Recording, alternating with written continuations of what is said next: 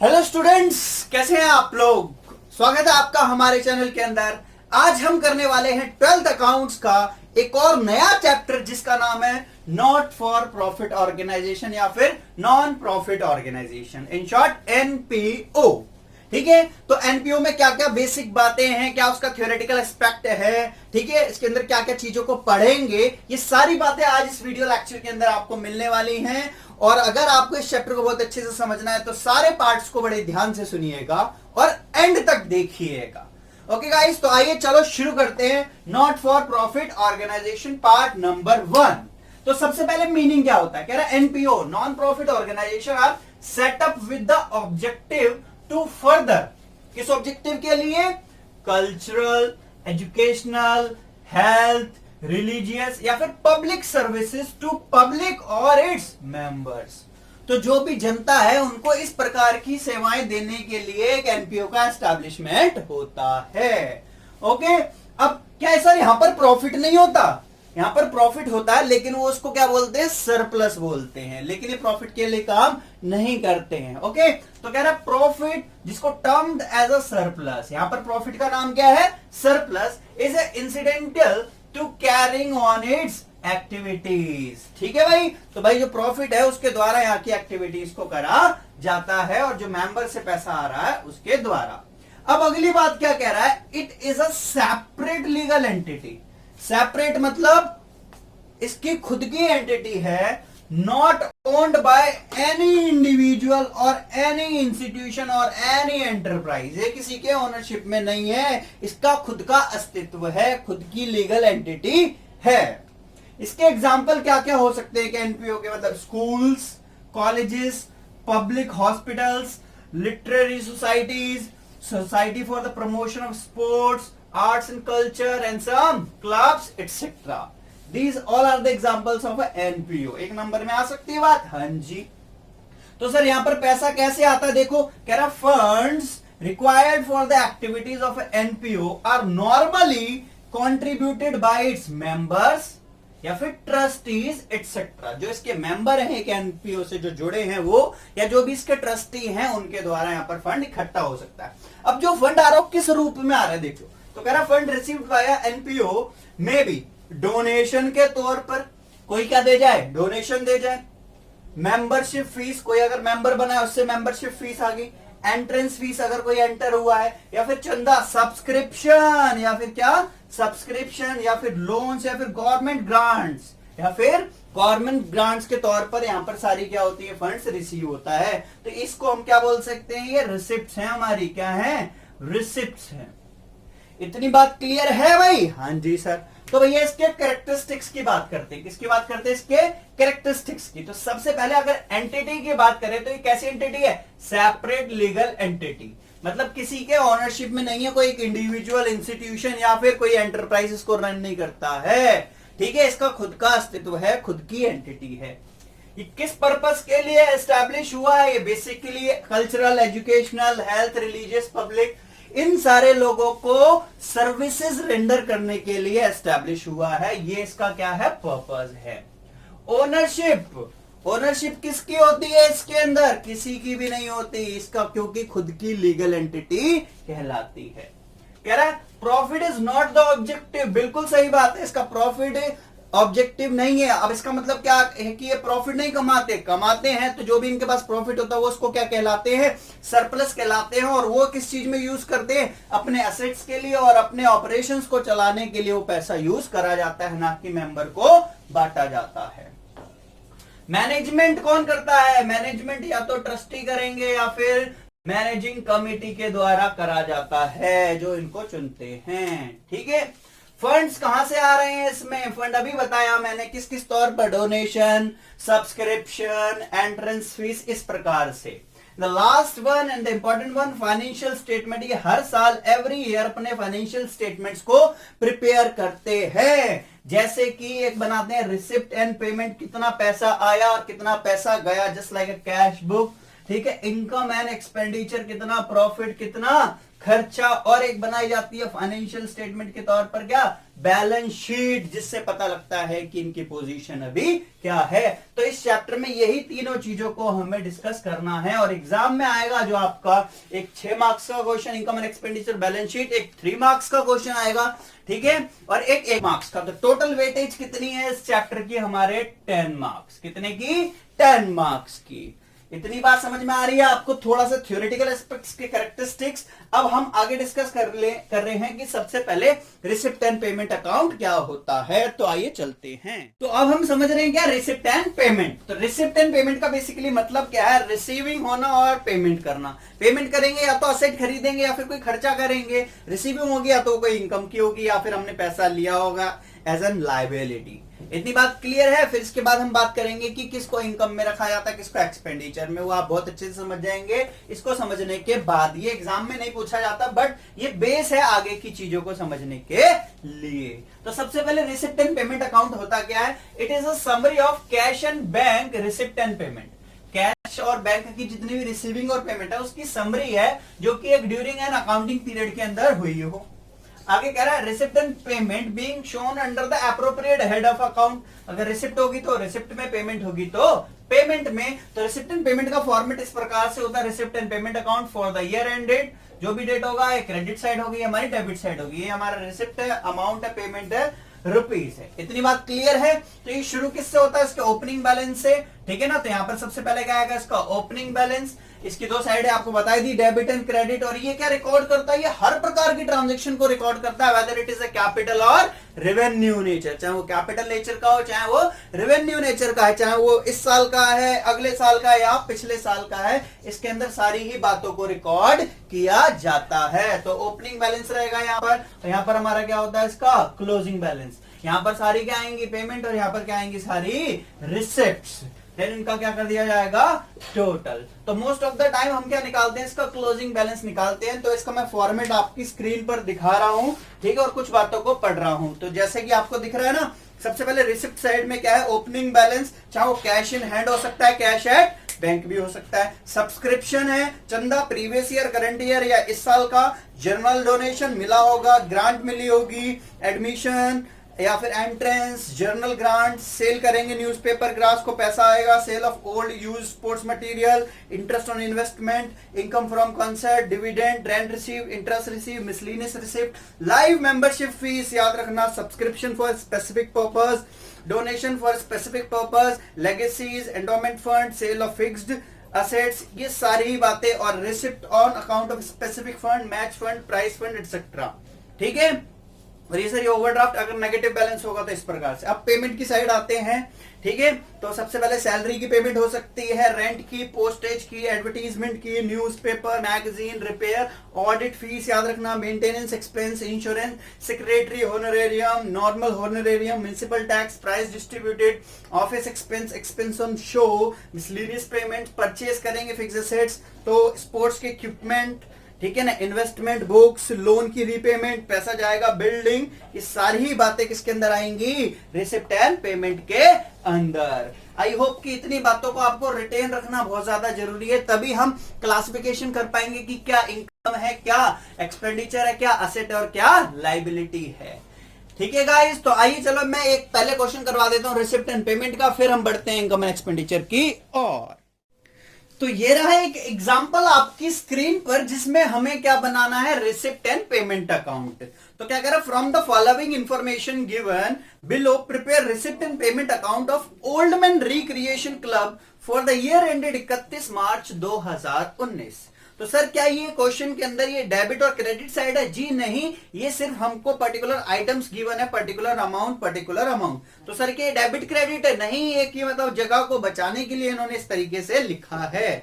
तो इसके बेसिस पर हमको बनाना है क्या, रिसिप्ट एंड पेमेंट। तो सबसे पहले जिस भी नाम का होगा वो नाम लिखा जाएगा। सॉल्यूशन में देखिए आप, ओल्ड मैन रिक्रिएशन क्लब, और उसके नीचे क्या लिखना है, receipt and payment account for the year ended 31 मार्च 2019। उसकी debit side and credit side, receipt amount, payment amount. तो ऊपर से पहले हम लेफ्ट हैंड साइड वाली चीजों को खत्म करेंगे, देन राइट हैंड साइड वाली, और साथ के साथ देखते चलिएगा स्क्रीन पर क्वेश्चन और आंसर। तो सबसे पहले ओपनिंग बैलेंस है cash in hand, cash at bank. Opening balance receipt में लिखा जाएगा, देखो cash in hand 20,000, cash at bank 50,000। उसके बाद है सब्सक्रिप्शन रिसीव्ड, मैंने बताया था कोई से भी ईयर का हो तो सारा का सारा सब्सक्रिप्शन हमारे लिए इनकम है। तो 17-18 का 7,000, 18-19 का 1,21,600, 19 और 20 का 5,200, टोटल हो गया 133,800। उसके बाद डोनेशन फॉर बिल्डिंग, क्या डोनेशन मिला होगा, दिया थोड़ी होगा, मिला होगा तो receipt. Donation for building 70,000। Donation for match, match कराने के लिए डोनेशन मिला है कितना, 14,000, ये भी हमारी क्या होगी, रिसिप्ट साइड है देखो। उसके बाद मैच का एक्सपेंस है तो खर्चा हो गया ना, तो पेमेंट साइड लिख देंगे। उसके बाद हमारी राइट हैंड साइड पर अराउंड सैलरी एक्सपेंस है कितना हमारा 75,600। उसके बाद रेंट पेड, ये भी हमारे लिए एक्सपेंस है कितना 4800। इलेक्ट्रिसिटी का खर्चा 7600, ये भी एक्सपेंस है। बुक्स परचेज खर्चा हुआ होगा 20,000, ये भी एक्सपेंस है। 10% इन्वेस्टमेंट परचेज 1 सितंबर 2018, 30,000 रुपए की, भाई ये भी तो एक प्रकार से खर्चा है, पेमेंट है, हाँ जी पेमेंट साइड लिख दिया।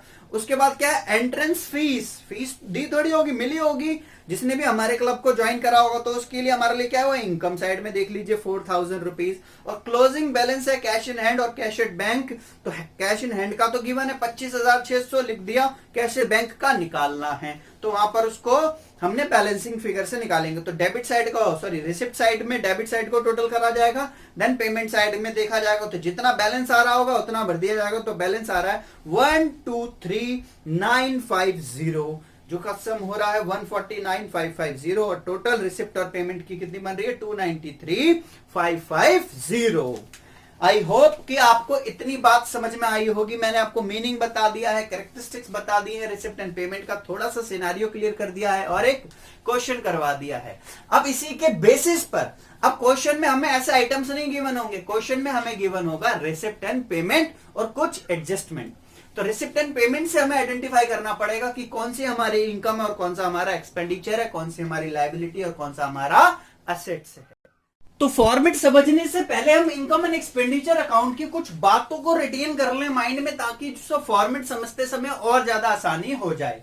तो सबसे पहली बात क्या है इसके अंदर कि income and expenditure account is prepared at the end of accounting period, जिसमें मैच करते हैं income with the expenses to determine surplus और डेफिसिट। जैसे कि आपको पता है कि जब भी कोई ऑर्गेनाइजेशन होती है उसके अंदर जब भी फाइनल अकाउंट बनाए जाते हैं eight the end of the accounting year, यहाँ पर प्रॉफिट एंड लॉस अकाउंट ना बनाते हुए क्या बनाया जाता है, इनकम एंड एक्सपेंडिचर अकाउंट। ठीक है, जिसमें हम मैच करते हैं इनकम एंड एक्सपेंसेस को, रेवेन्यू इनकम एंड एक्सपेंसेस को। तो यहाँ पर प्रॉफिट और लॉस ना ही निकलता है, यहाँ पर निकलता है सरप्लस और डेफिसिट। सरप्लस का मतलब पॉजिटिव, डेफिसिट का मतलब क्या है, कमी, जिसको फर्दर हम बैलेंस शीट के अंदर, कहां पर, बैलेंस शीट के अंदर कैपिटल फंड में जाके अगर डेफिसिट है तो माइनस कर देते हैं और सरप्लस है तो जाके क्या कर देते हैं, ऐड कर देते हैं। किसमें लिखते हैं, कैपिटल फंड के अंदर। किसके अंदर, कैपिटल फंड के अंदर। इतनी बात क्लियर है। तो अभी इसी के थोड़े से नेचर की बात कर लेते हैं, क्या कह रहा है। तो सबसे पहले नेचर, तो इनकम एंड एक्सपेंडिचर अकाउंट का नेचर कैसा है, नॉमिनल अकाउंट होता है। क्या होता है, नॉमिनल, जिसमें debit all expenses losses, credit all income gains. तो इतनी बात समझ में आ रही है, एक्सपेंसेस लॉसेस। दूसरा यहाँ पर बेसिस ऑफ अकाउंटिंग, ये कौन सा बेसिस ऑफ अकाउंटिंग फॉलो करता है, एक्रूअल। एक्रूअल का बेसिकली मतलब है चाहे पेड हो चाहे नॉट पेड हो, अगर ट्रांजैक्शन हुई है तो it should be recorded in the books of accounts. अगली बात कह रहा है अकाउंटिंग पीरियड। अकाउंटिंग पीरियड कहता है कि हम सिर्फ करंट ईयर की बातों को रिकॉर्ड करेंगे, चाहे वो पिछले साल का पैसा जरूर है, अगर इस साल में हुआ है तो इस साल में कंसीडर होगा, अगर इस साल में हुआ है तो इस साल में कंसीडर होगा। ठीक, किसकी बात कह रहा है, करंट ईयर की। तो सबसे पहले हम बात कर लेते हैं एक्सपेंसेस फॉर अकाउंटिंग ईयर। लिए जाएंगे नहीं लिए जाएंगे, expenses for the current year, yes, चाहे वो पेड हो चाहे हमारे नॉट पेड हो। ठीक है, फिर उसके बाद अगर हम बात करें इनकम की, कोई भी इनकम हो करंट ईयर की ली जाएगी, चाहे वो पेड हो चाहे वो नॉट पेड हो। इतनी बात, अगर उस साल में ट्रांजैक्शन हुई है तो कंसीडर करी जाएगी। या फिर कोई नॉन कैश एक्सपेंसेस हो उनको कंसीडर किया जाएगा, यस किया जाएगा, जैसे कि डेप्रीशिएशन, बिल्कुल सही बात है।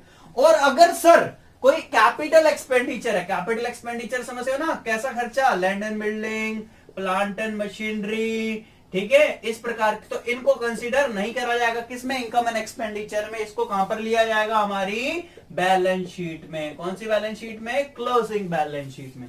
और अगर कोई हमारी सर कैपिटल इनकम हो गई, कैपिटल इनकम मतलब कि कोई स्पेसिफिक पर्पस के लिए पैसा मिल गया, स्पेसिफिक पर्पस के लिए, जैसे कि हमें मिल गया हो donation for the specific, donation मिल गया किस चीज के लिए भाई, स्टेडियम बनवाने के लिए, डोनेशन फॉर स्टेडियम, तो ये भी लिया जाएगा इनकम एक्सपेंडिचर में। नहीं, किस में लिया जाएगा, बैलेंस शीट में। कौन सी साइड, लायबिलिटी साइड। और ये किस में लिया जाएगा, हमारे एसेट साइड। इतनी बात समझ में आ रही है। नेचर, बेसिस और अकाउंटिंग पीरियड, इन बातों को बड़ा ही ध्यान से समझना। अगली बात कह रहा, ओपनिंग एंड क्लोजिंग बैलेंसेस को यहां पर लिया जाता है, नहीं, यहां पर ओपनिंग एंड क्लोजिंग बैलेंस नहीं होते, यहां पर सरप्लस और डेफिसिट निकलता है इनकम एंड एक्सपेंडिचर को मैच करने के बाद। ओपनिंग एंड क्लोजिंग बैलेंस किस में लिए जाते हैं, हमारे एसेट्स होते हैं, तो बैलेंस शीट में ओपनिंग वाला ओपनिंग बैलेंस शीट में, क्लोजिंग वाला क्लोजिंग बैलेंस शीट में। सर क्या एडजस्टमेंट होंगे, यस। अगर आगे पीछे का पैसा है और इस साल में एडजस्ट किया जा रहा है तो बिल्कुल करा जाएगा, चाहे वो आउटस्टैंडिंग हो, प्रीपेड हो, अक्रूड हो, अनअर्न्ड हो, या डेप्रीशिएशन हो, प्रोविजन फॉर डाउटफुल डेप्ट हो, कोई भी चीजें हो, अगर एडजस्टमेंट को कंसीडर किया जाएगा। तो बात क्या समझनी है आपको, अगर इस साल में करंट ईयर में ट्रांजैक्शन हुई है तो मस्ट बी कंसीडर, चाहे वो पिछले साल का है चाहे वो अगले साल का है। इस साल में हुआ है तो होगा, बस इतना याद रखना, इस साल का पैसा है या नहीं है, पेड नॉट पेड। क्लियर है गाइस इतना। तो अब देखो फॉर्मेट कैसा होता है इसका। तो ये रहा फॉर्मेट इनकम एंड एक्सपेंडिचर का आपकी स्क्रीन पर। तो format of income and expenditure, तो सबसे पहले जो भी नाम होगा वो लिखना है आपको, नेम ऑफ द ऑर्गेनाइजेशन, उसके नीचे लिखना है income and expenditure account for the year ended, मतलब साल के अंत में बनाया जाता है। तो सबसे पहले एक्सपेंडिचर को डेबिट करते हैं, इनकम्स को क्रेडिट करते हैं, असेट्स को असेट्स में, लायबिलिटी को लायबिलिटी में, कहां पर, बैलेंस शीट के अंदर शो करा जाएगा जो भी आपको एक रिसिप्ट एंड पेमेंट गिवन होगा। तो सबसे पहले एक्सपेंडिचर साइड में लिखा है मैंने, टू सैलरी, खर्चा है। उसमें क्या लिखा, आउटस्टैंडिंग एट द एंड, मतलब इस साल के एंड में अभी भी देनी बाकी है। तो किस साल का खर्चा है, इस साल का, तो इसी साल में जोड़ा जाएगा।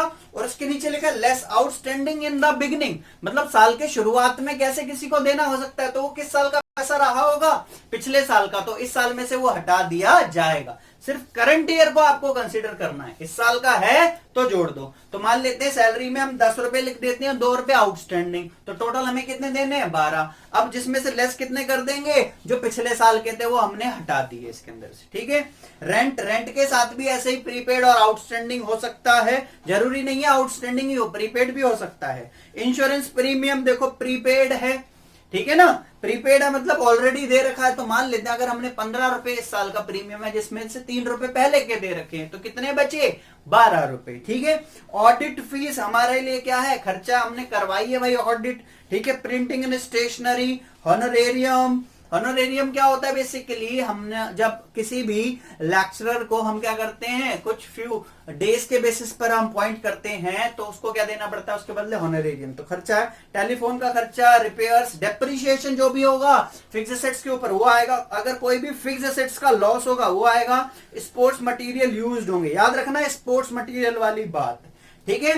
तो अगर बैलेंस निकला है डेबिट साइड में तो क्या होगा हमारा, वो सरप्लस, मतलब इनकम हमारी ज्यादा है, एक्सपेंसेस हमारे कम है, तो सरप्लस, ठीक है। अब आते हैं इनकम साइड में, जो सब्सक्रिप्शन है इसको मैं और अच्छे से बताऊंगा, अभी आप इतना याद रखना, सब्सक्रिप्शन मतलब जो चंदा हमें मिल रहा है। कह रहा आउटस्टैंडिंग एट द एंड, मतलब इसी साल का लेना है तो जोड़ दिया जाएगा। एडवांस इन द बिगिनिंग, साल के शुरुआत में किसी ने हमें दे दिया, तो किस साल के लिए दिया, इसी साल के लिए, तो भी जोड़ दिया जाएगा। आउटस्टैंडिंग इन द बिगिनिंग, साल के शुरुआत में कैसे लेना हो सकता है, पिछले साल का पैसा हटा देंगे। एडवांस एट द एंड, इस साल के अंत में किसी ने हमें एडवांस दिया है, तो किस साल के लिए दिया होगा, नेक्स्ट ईयर के लिए, तो भी इसमें से हटा दिया जाएगा। एंट्रेंस फीस होगा, एडमिशन फीस होगा तो इनकम। जर्नल डोनेशन होगा तो लिया जाएगा, अगर स्पेसिफिक होगा तो हमारी क्या होगी, लायबिलिटी होगी।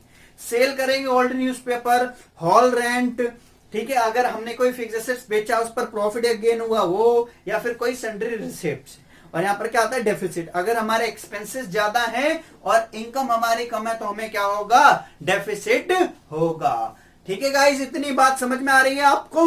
तो अब जो अगली बात है, क्या एक क्वेश्चन मैं आपको करवा रहा हूं जो कि अब आपकी स्क्रीन पर आ चुका है, ये कह रहा है from the following information prepare income and expenditure account. यहां पर चीजें गिवन है हमको, तो इसी के बेसिस पर तो कह रहा है फीस कलेक्टेड जिसमें इंक्लूड है 80,000 फॉर द प्रीवियस ईयर। ठीक है, तो फीस हमारे लिए सबसे पहले क्या है, इनकम है, तो किधर आना चाहिए, हमारे इनकम साइड के अंदर। ओके सर, जिसमें 80,000 पिछले साल के हैं, तो पिछले साल के क्या कर दोगे, हटा देंगे। ठीक है, तो अब अगली बात क्या कह रहा है, लेस कर देना 80,000। Fees outstanding for the year, इस साल की आउटस्टैंडिंग है, मतलब लेनी बाकी है, तो 80,000 रुपए तो हो गए। अब 10,000 रुपए को क्या कर देंगे, जोड़ देंगे। Salary paid including 3,000 for the previous year, salary तो भैया एक्सपेंस है, 3,000 कौन से साल की है, पिछले साल की, तो हटा देंगे outstanding in the beginning. Salary outstanding at the and, इस साल के एंड की भी देनी बाकी है, तो इस साल की जोड़ देंगे। तो टोटल 28 में से 3 चले जाएंगे 25, और एक उसमें जोड़ दिया जाएगा, तो टोटल 26। उसके बाद एंटरटेनमेंट एक्सपेंस लिखा है, तो expenses side. Tournament expenses, expenses side. Meeting expense, expense side. Travelling expense, expenses side. Purchase of books and periodicals including 19,000 for the purchase of books, तो खरीदी है, तो हमारे लिए क्या करा है, बुक्स एंड पीरियोडिकल्स हमारे लिए खर्चा है कितने का, 29,000 का, जिसमें 19,000 रुपए की हमने क्या करी है, बुक्स। और बुक्स हमारे लिए क्या होती हैं, असेट्स, तो यहां से क्या कर देना, लेस कर देना किसको, बुक्स को। उसके बाद क्या हमारा रेंट तो हो चुका था हमारा ना। उसके बाद पोस्टेज एंड टेलीफोन, रेंट को अगर लिखना चाहो तो एक्सपेंस में पोस्टेज एंड टेलीफोन खर्चा होता है, प्रिंटिंग एंड स्टेशनरी खर्चा होता है। डोनेशन रिसीव्ड, ये हमारे लिए क्या होती है, इनकम होती है।